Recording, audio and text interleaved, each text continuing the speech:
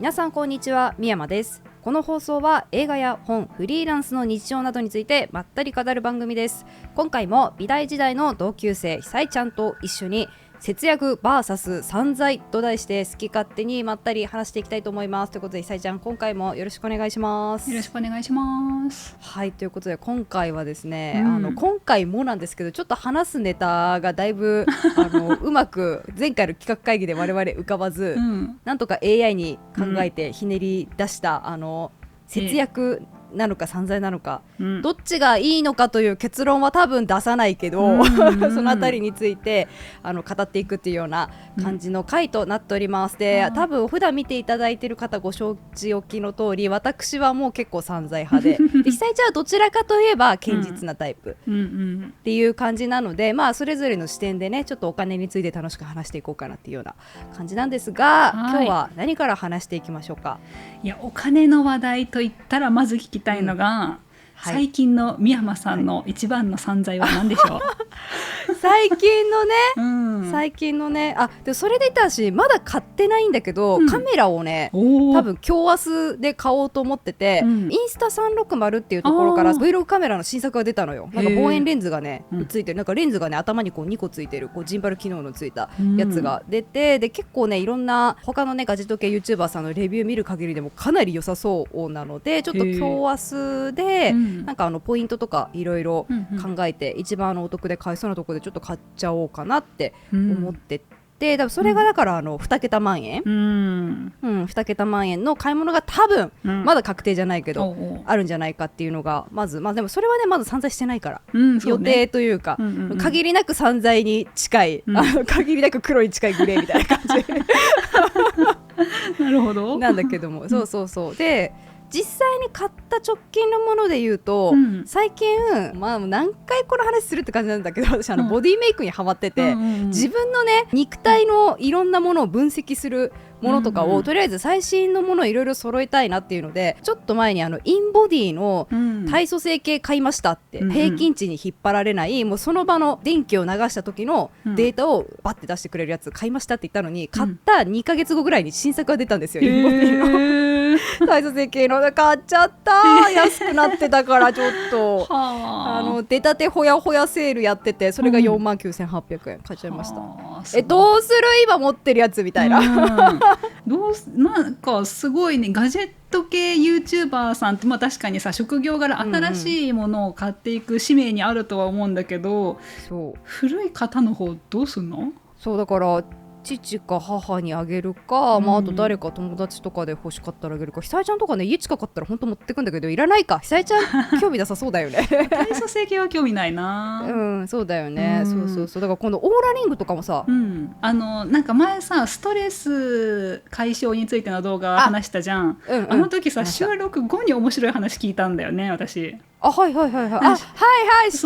した収録切った後に、なんかこれストレス値も見れてみたいな話を聞いてさ、すごい参考になるじゃんって思って興味が湧いた商品です。そうなのよ。このオーラリングはね、ていうかね、リング系大体そうなんだけど、ストレス値がちゃんと見れる、リアルタイムで今どういう精神状態なのかをこう把握して、でそれを後でこう見返すことができるっていう機能があって、で私のねこのストレス値を見てると、本を読んでる時と映画を見てる時はストレス値がガクンって下がってるんだよねみたいな話を久井ちゃんとね収録が終わった後にしてて、だからやっぱ読書すげえわみたいな、映画鑑賞すげえわっていう話をしてて、でこれね漫画じゃダメなんですよ。アニメでもダメなの。そうちゃんとカクンって下がるのは読書、紙の本での読書と映画鑑賞、映画館での映画鑑賞だけなの。わかんないね、理由が。それに気づけて、みたいな、そうなんだっていう。いや、それだって気づくの無理だもん。こう普通にただ生活してるだけじゃね、無理だよね。そうだから私寝る前はさ、紙の本を読むようにしたんだけど、だからあれってやっぱ死ぬほど正解だったんだっていう、なんとなく分かるじゃん。紙の本読んだらなんかリラックスして寝れそうだなってみんななんとなくは分かってたと思うんだけど、もうデータでそれが示されてて、それ気になる。なんか紙の本と電子書籍と、かつスマホで見た書籍、3パターンで検証したい。私3パターンで検証したらやっぱもう紙が圧倒的だった。私の場合は。他の人は分かんないけど、もう全然電子書籍だと下がりきらないんだけど、もう紙だとね、もう本当に睡眠一歩手前ぐらいまでスーって下がっていくから、だからやっぱ寝る前紙の本読まなきゃなって、思ったいやすごいな。ちょっと興味は湧きますね。でもやっぱ買うかっていうと高いな。そうね。あとストレス値もね、どうなんだろう。オーラリンガーサブスクなしで見れたかどうかがちょっとね、定かじゃないから、そうとかあったりはねするんだけど、いややっぱお金払うと面白いことが分かりますね。いやそうなの。お金払うとね、なんか人生のなんかぼんやりしてた部分がめっちゃクリアに解像度が上がるっていうのが最近面白くて、そういうものに今ねお金を結構投資してる。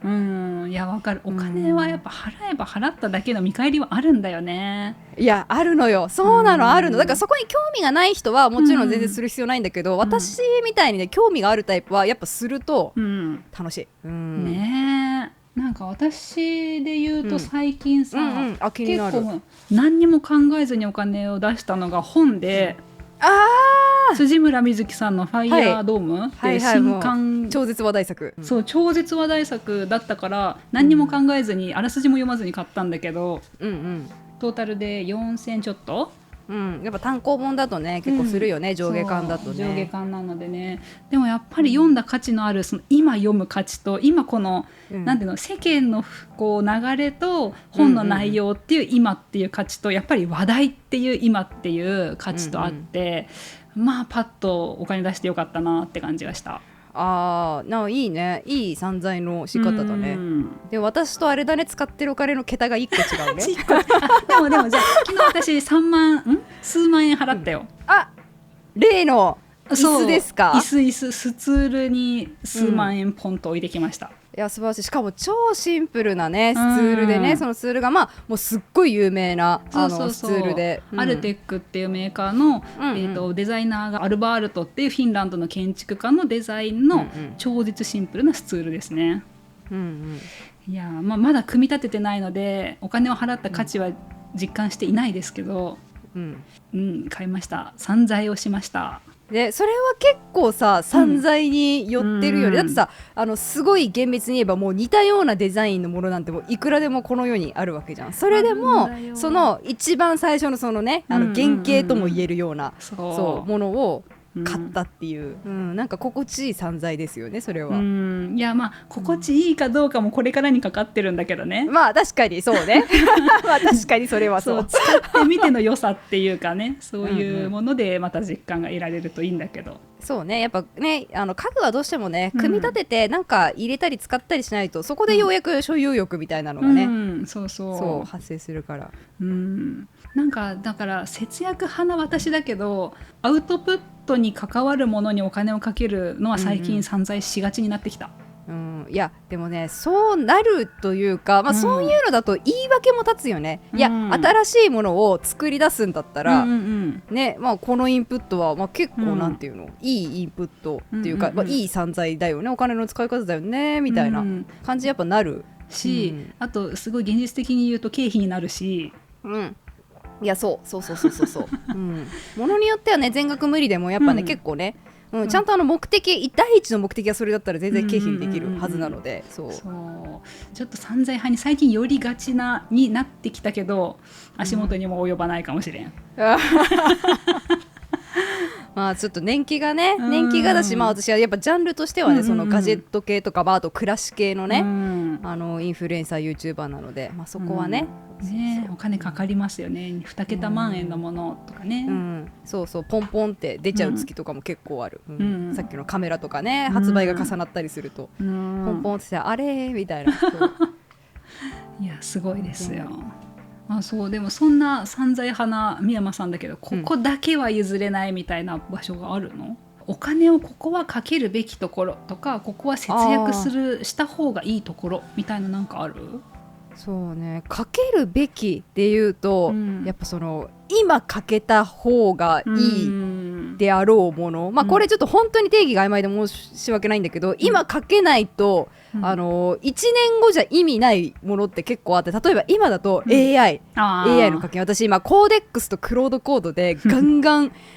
作ってて、システムというか自分の日常を最適化するためのシステムガンガン作ってて、最初は月額の 2,3000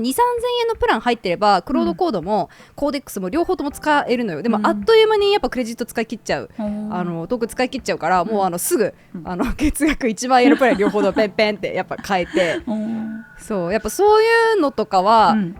なんか悩まない。もうさ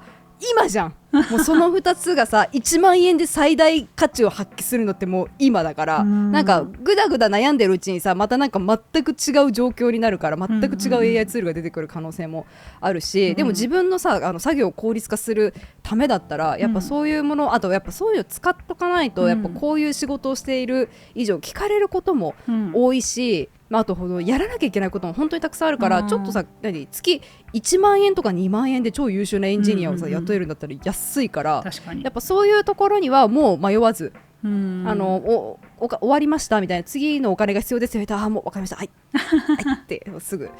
差し出すようにはしてるかな、だから今買わないと、なんだろう、そのアウトプット的な部分とか、その自分の生活をうまく回す価値が下がるというか、もう意味がなくなる、全く違うものにもう1年後にはなってそうなものとかには、結構お金かけちゃう感じかな今だと。そうだよね、逆に使わないって決めてるものってなんかあるかな、ないあえて決める必要はないかもしれないしね。そう決める必要はないよね。だって使ってないものはさ、フラットに使ってないから、そうなんかあえてこれだけは使わないようにしてるとかはない。なんかあんまりねお金を使って、なんだろう、大きな後悔をしたことが幸運にもないというか、今お金ないわみたいな、今お金があったらなって思うことはあっても、じゃああの時あれに使わなきゃよかったなとかの思考にはあんまりならないタイプ、やっぱ自分が本当に欲しい、なんか自分がやりたいっていうことに結構わってすぐ決断して使うタイプだからこそ、なんか意外とそういう後悔は少ない。なんか悩んだ末にどうしようって感じで、なんかお金出すとかそんなにないから、わー欲しい、わー使いたい、ってね、その買った直後にわーって楽しんで、やっぱその楽しんだ思い出がさ、もう強固に頭にこびりついてるから、あんまそうだからね、すごい幸せな性格っていうこともあり、あと恵まれた環境っていうこともあって、今のところそういうのがないからね、っていうかやっぱそのケチるべき場所みたいなさ、場所を決めるよりは、そのお財布の管理をしておけば問題ないのかなって気はした。そうね、そうだからそう人生が破綻しないようなお財布の管理さえしてれば大丈夫だし、それはねしてるんですよ、私は。そう自転車操業ではあるけど、借金とかはしたこと今んとこないから、そこの最低ラインはちゃんと守れるような性格だから、わざわざ決めてないって感じ、そういうのがね、なんかできなくてうっかり何回か借金しちゃったことあるみたいな人は多分強固に決めといた方がいいと思うんだけど、これで絶対使わないとか、そう今んとこねないから、いやそう私もね最近思うんだよね。そのケチるタイプの人間なんだけど、どうやってやっぱケチるのってこう精神的にもなんか鬱屈してくるからさ、そうなんだよね、なんか節約しようって思うよりは稼ごうっていう気持ちになってきてる。素晴らしいめちゃくちゃでもそう、久江ちゃん案外そっちのタイプなんだよね。節約しようじゃなくて、必要に迫られたらじゃあ何をすればいいかなって結構久江ちゃん建設的に考えるタイプだから、そんなにそもそも性格的にさ、なんだろう、こういううわーみたいなタイプではないけど、ちゃんとさ強固にさこう欲しいって自分の中でいろんなロジックでちゃんと欲しいって思うものがしっかりあるタイプで、そのためにいろんな計画が立てれるタイプだなって私は久井ちゃんのことをそう思ってたから。確かにそう分かる。だから完全なね、そうだから節約派っていうよりはだから堅実派っていうイメージ、ああなるほど、確かに言われてみればすごいぴったりなこう言葉なのかもしれない。私もうちょい勢いだもんそのなんか使うために稼ぐぞ、もう久井ちゃんより勢いが強い私の方がなんか全体的になるほどね。なんかさ今日この話しようと思ってさっきお昼ご飯食べてたら、散財する、要するに物を買うってさ、物を買うと決めることじゃん。まあそうだね、前宮山さんが何かの動画の時で紹介してた自分の頭で考えようって本をふと思い出して、考えるって決めることだって確か書いてあったはずで、そうだったかも。で私決めるのすごいもうめんどくさいの最近。決める、要するに考える、とかっていうのがめんどくさくて、だ物を買うっていうのも買うと決めることじゃん。そうね。で買うまでにいろんなこと考えてるからね、そう、そのなんか、考えて決めるっていうところがめんどくさいなと最近思うから、昔は買わないようにしていた。ああ、なるほどね。確かに、そういう省エネなところあった、さえちゃん。確かにだってさっき三山さんが言ってたインスタ360のカメラを買おうって決めた時にさ、そのどこで買うかとかも考えなきゃいけないじゃん。そうだからそうめっちゃ考えて、で、それの考えた結果、多分、この強アスでうまくなんていうの、そのポイントが最大値になる部分が揃う日があるんですよ、強アスで。だから私そこまで調べてるからね。そうそうまず買うって決めるまでの情報を調べてて、でじゃあ買うんだったらどこが一番お得になるかってところまで調べてるから、確かにめっちゃ考えてたよね。そうだと思う。その考える大変なんだよなって思いながら今日来てます、私。なるほどね。私なんかその工程がちょっと好きなんですよね。だからやってる、だからこういう買ったものとか、アイテムを紹介するインフルエンサーをやれてるんだと思う、そういうのが好きだから、ね、そこの工程もそのなんだろう、アウトプットの一つになるしね。そうなるなる。こういう動機で買いましたとか、こういう動機で選びましたみたいなね、そうそうそうそう。そう私だからその考えるがもうめんどくさいからその節約派になってたし、最近は考えるを通り越してちょっともうすぐ買うことも増えた。なるほどね、逆にね、でも一旦考えすぎずに買っとくかっていうね、用途としては一応あるしっていう、そうそうそう。大体買うものも本だからそんなに高くないし、そうだね、考えることを省エネしました。いやむずいよね本当に、やっぱ人間がさこう考えに回せる脳みそのリソースってやっぱ限界あるから、結構ね、いやそうね、確かにね、買い物ってね選択と決断の連続だもんね、いやそうだよ本当にそう。ちょっと聞いてみたいなと思ったのが、なんだろう、一つのものを長く大切に使うのと、新しいもの新作にどんどん変えていくの、どっちがコスパがいいと思いますか？コスパがいいいやマジで物によるそりゃそうマジで物に、例えばアップル製品だったら新しいのにカンカン変えていくのが私は絶対コスパがいいと思う、し、服とかだったらいいものを一着買って長く使うのが多分絶対コスパがいいね、だってほとんどの人はさ、全然同じ服でいいもん。私みたいにさ、大衆にさらす機会がある人とかはずっと同じ服っていうのもキャラとしてなしではないけど、なんか私はね自分で編集してて気になっちゃう、なんか画角が一緒でつまらんみたいな、服ぐらい変えたいってなる、そうだから私結構 Vlog 作る時とかもさ、前回私何のシャツ着てたっけってバーって見てじゃあこれとこれとこのシャツはなるべく着ないようにしようとかやってから、そう Vlog の撮影入ったりとかするから、そういうね立場とかじゃない限りはいい本当に好きな服をやっぱ1個買ってずっと着るとかの方が、よっぽどね流行り好きとかだったらあれだけど、確かに、でも電化製品系はやっぱ買い替える方が快適だよね。ある程度快適だね、ある程度快適。特にさ家電っていうやつってさ、壊れてから買い替えるってなると、そのさ買い替えるまでの数日間にさとんてつもない不便を強いられる。確かにもうね、冷蔵庫壊れた時と洗濯機壊れた時本当に大変だったからでもやっぱ冷蔵庫と洗濯機はね壊れないと買い替える勇気が出ないんですよね。そうなんか不調な音がするぞとかじゃないとさ買い替える気になんないんだよね。そうなんないんだよね、そうで今本当に電子レンジがさ、最近ちょっと調子悪くてまだ使えるんだけど、工夫してあげればまだ使えるけどちょっと調子悪くて、うわ買い替えるみたいな、電子レンジ壊れたら 2,3 日我慢は結構厳いぞと思って。いやそうめんどくさい日常になっちゃうよなっちゃう。ネットで買うとかもうできない。多分近所の近所のっていうか一番近くの家電屋に駆け込む絶対みたいなあとちょっと聞きたいのがさ、野じ馬的にで申し訳ないんだけど、はいはいなんだろう、そのデスク周りおいくら分ぐらいのものがあるんですか今？デスク周り、総額結構えぐいことになってるとてかまずそもそも MacBook がさ50万近くするから、私M1MAX のまだ今ほど高くないやつの SSD 以外全部フルスペックのやつだから50万ぐらいで済んでるけど、今のねMAX チップのやつとかね100万超えるからね、フルスペックでやるとそうだからまだ全然安い方、相対的には安い方であるけど、でもね、そうあと高いのでいうとディスプレイと、あと今ね、こっち側に吊るしてる自作パソコンとかが金額的には高いんだけど、大変ありがたいことにご提供いただいたものでして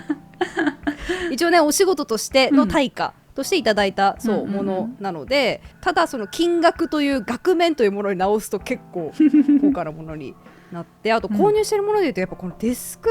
システム、そうプレダクツっていうところのやつなんだけど、これは総額どれぐらいだろう、20万とかは超えるかな、全部合わせると。結構ねモジュールとかもたくさん買ったから、デスクツアーの動画出した時に、なんかモジュールとかいっぱい揃えてて羨ましいですみたいなコメントがついて、いや奮発しましたみたいな私も高いなと思いながら奮発して買いましたって思ってね。でも私マジでここが職場だから、そうここにずっと張り付いて、撮影するにしても編集するについてもずっとここの前にいるので、ね、だからなんていうの、スタジオでもあるわけよ、皆様に見ていただくポスターとか絵画みたいな、そう重要な背景の一つなので、結構お金は、かけました。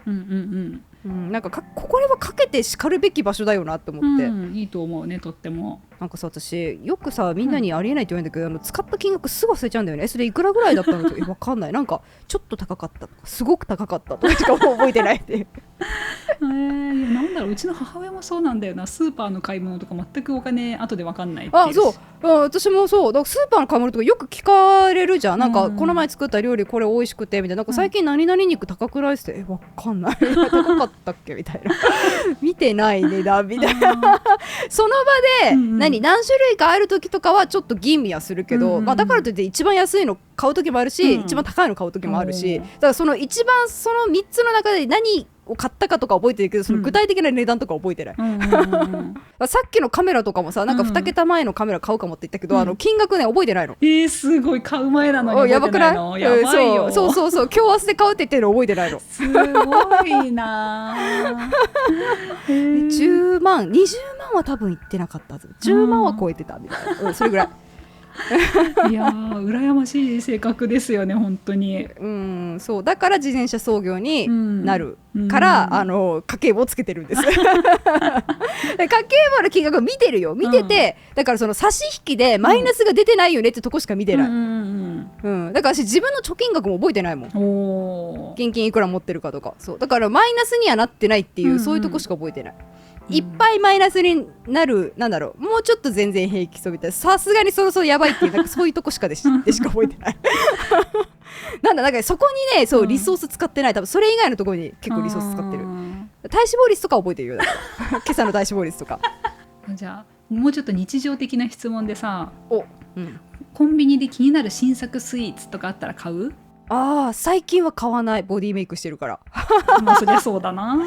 でもね、筋トレした日は買うかも。本当に食べたいやつだったら、好きなタイプだったら。筋トレと有酸素ちゃんとがっつりした日、特に足トレというかブルガリアンスクワットした日は買う。私多分買わないんだよな。うさいちゃん買わないと思うわかる、うさいちゃん買わないと思う私そういうの結構買っちゃうタイプ、どちらかといえば。コンビニでスイーツって買ったら高いって思ってるからさ、買えないんだよね。全然買っちゃう、コンビニスイーツでも。なんだったらもう今日はスイーツ食べてもいい日だから、ブルガリアンスクワットめっちゃ頑張った日でスイーツ食べていい日だったら、もう比較検討してるもん。お金じゃなくて、その日食べたいスイーツが何個か頭に浮かんでて、コンビニスイーツの時はそんなに多くはないけど、その中で値段ではなく自分の食べたい気分度で決めてる。羨ましいなつい値段考えちゃう気がするな。最近はね、カロリーは考えても値段はそこまでスイーツも限界あるしね、だってさ、椿山荘のさアフタヌーンティーとかでもさ、高くて8000円とか、だからそこそこのやつだったらさ、わかんない、今もうちょっと上がってるかもしれないけど、私が言ってた当時とかだったら5000円出せば椿山荘のさ、アフタヌーンティーとかでも全然美味しいの食べれたから、そう椿山荘でそれだからね。そうなんかな、そのコンビニの商品ってやっぱ私買いにくいんだよね。そう、久井ちゃんなんかそういうとこでお金使ってるイメージ本当にないな学生時代からすごい恥ずかしいけどさ、飲み物とかなんか買わずに家から持ってっちゃうし、でもそれはね、環境にもいいしね。まあね、でもなんか前読んだ本にすごいあった気がする。なんだろう、こうすごいお金持ちなのに、家から水をこう持ってくるおじいさんの話があって、私のことやと思って恥ずかしくなったんだけどなんで恥ずかしくなるの？だってさ、よくさ、その小学生に対する教訓とかでもさ、なんか成金なんかめちゃくちゃ財をさ一代で成した、人とかがさ、そんなこんな一代で財を成した何々さんであってもみたいな、道を5分歩いて、交差点に出て反対側の交差点横断歩道を渡って反対側の交差点に出てから手を挙げて止まってくれるタクシーの方が、道順的になんか300円安くなるから、必ずそうしてるみたいな、なんかそういう逸話とかをさ、小学校のさ校長先生が話して、なんか一個の教訓としてみんなに言い聞かせるみたいなことがあったりするぐらいだから、そんなに悪いことではないというかさ。まあね、悪いことではないんだけど、確かその小説では自分がなりたいお金持ちはこれじゃないみたいな、そういう書き方をしてあって、I see お金持ちになるんだったらもうね、そういう細かいことに気を使わずに、こうまあざるのようにじゃないけど、こうお金をどんどん使っていく人間になりたくてお金持ちを目指すのに、真のお金持ちはこれなのかと思って愕然とするみたいな本だった気がする。なるほどね、でもなんかそういうとこにも考えをさ、くるくる回すのが苦じゃないから、その人金持ちになった説あるしね。まあね、大きいことまでさそれが適用できるっていう、その小さいさ交差点なんか5分歩いて交差点1個渡ると300円安くなるんだよみたいなことをさ、どんどん拡大していくと、なんかここの株とここの株を実はこういう売り方じゃなくて、あそこの会社を中継して M&A するとこんだけでかくなるんだよみたいな、なんかそういうのが回り回ってさ、でっかい金を作ってきたっていう可能性はまああるよね。まああるね。だから私なんかそういう時は時間が